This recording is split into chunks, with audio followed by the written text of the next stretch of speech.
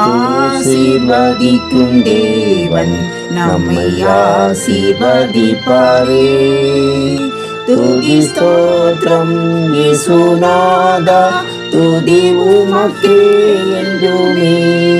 இன்று ஒரு வசனம்.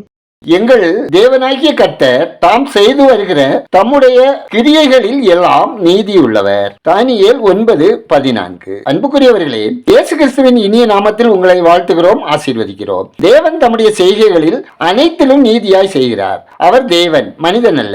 வேதம் போதிக்கும் விதத்தில் நாம் தேவனை பார்க்கும் பொழுது அவர் மிகவும் உன்னதமானவர். மனிதனால் புரிந்து கொள்ளக்கூடாத மிகவும் உன்னதமான மகிமையில் வாசம் பண்ணுகிறவர்.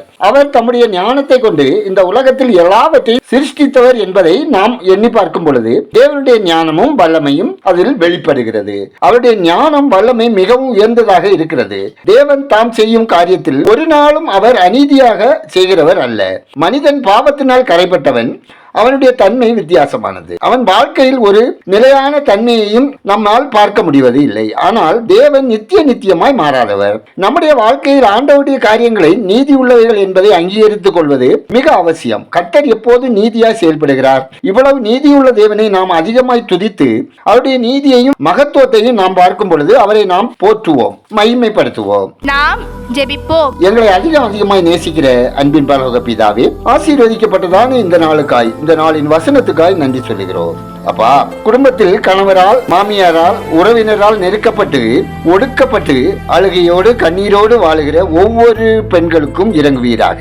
அவர்கள் மன வியாகுலத்தை, மனபாரத்தை மாற்றி அவர்கள் சந்தோஷமும் மகிழ்ச்சியுமாய் வாழ குடும்பத்தில் தேவ கிரியை செய்ய வேண்டுமாய், சத்துருவின் கிரியைகள் அழிக்கப்படவும் தேவன் வல்லமை வெளிப்பட வேண்டுமாய் ஜெபிக்கிறோம். ஆண்டவரே, உம்முடையவர்களாகிய நாங்கள் இந்த உலக வாழ்க்கையில் உம்மை பிரதிபலிக்கிறவர்களாகவும் தேவ அன்பிலே நிலைத்திருந்து மற்றவர்களுக்கு ஆசீர்வாதமாய் வாழவும் வேண்டிய ஞானமுள்ள இருதயத்தை எங்களுக்கு தந்தருளுங்க. கர்த்தாவே, பள்ளி கல்லூரிகளில் போதிக்கும் ஆசிரியர்கள், விரிவிரியாளர்கள், முனைவர்களையும் உங்க ஞானத்தாலும் வல்லமையினாலும் நிரப்பியறலும். பயிலும் மாணவர்களை உங்க கிருபையால் ஞானத்தால் நடத்துங்க.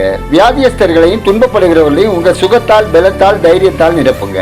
குடும்பங்களில் சமாதான நிலவும், பிள்ளைகள் கர்த்தருக்கு பயந்து தீமைக்கு விலக்கி தங்களை காத்துக் கொள்ளவும், வாலிப பிள்ளைகளுக்கு ஏற்ற வாழ்க்கை துணை கிடைக்கவும், வியாதியஸ்தர்கள் சுகம் பெறவும், கடன் பாரங்கள் மாறவும், பேறுகால ஸ்திரீகளுக்கு சுகப்பிரசவம் உண்டாகவும், ஒவ்வொருவரின் வேலை, தொழில், வியாபாரம், விவசாயம் ஆசீர்வதிக்கப்படவும், தீர்க்க ஆயுசுடன் வாழவும் ஜெபிக்கிறோம். தேவனே, எங்கள் தேசம் ஆசீர்வதிக்கப்படவும், மக்கள் கர்த்தரை அறியும் அறிவில் வளரவும், தேசம் பொருளாதாரம் வளர்ச்சி அடையவும், கடன் சுமை குறையவும், கேரள மக்களை அச்சுறுத்தும் மெனிங்கோ என்செபாலிட்டிஸ் நோயிலிருந்து மக்கள் பாதுகாக்கப்படவும், செயற்கை நுண்ணறிவு தொழில்நுட்ப பயன்பாட்டால் நிறுவனங்களில் வேலை வாய்ப்புகள் பாதிக்காமல் தேவன் குறுக்கிடும்படியும், பாகிஸ்தான் ஆப்கானிஸ்தான் இடையே போர் அபாயம் நீங்கும்படியும், இஸ்ரவேல் போர் முடிவுக்கு வரும்படியும் ஜெபிக்கிறோம். கர்த்தர் இறங்குவீராக. எங்கள் ஜெபத்தை கேட்டு பதில் தருகிறவரே உமக்கு நன்றி சொல்லுகிறோம். துதிகரமையுமே உமக்கே செலுத்துகிறோம். இயேசுவின் நாமத்தில் ஜெபிக்கிறோம் எங்கள் ஜெபங்களும் நல்ல பிதாவே, ஆமீன்.